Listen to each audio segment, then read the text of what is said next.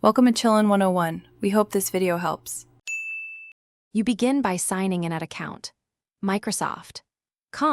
Use the account that holds the alias you want to change. Once signed in, make sure you can access your verified phone, email, or authenticator. Microsoft requires confirmation to edit aliases. Then open your info and click Manage how you sign into Microsoft.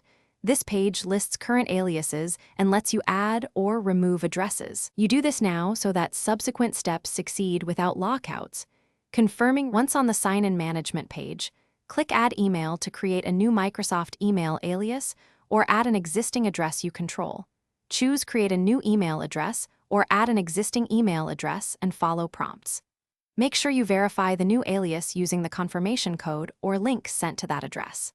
After verification, you can set the new address as your primary alias, then remove the old alias using Remove. Follow these steps in order to keep your primary sign-in intact. To finish, set your chosen address as the primary alias and confirm the change on screen. This updates the email shown for sign-in and communications. Once primary is changed, delete any unwanted aliases, but only after you verify the new primary works across devices and services.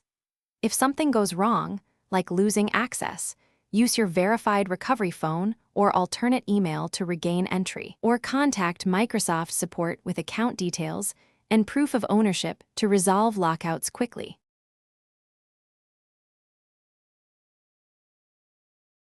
Thanks for watching. Consider subscribing if we helped you.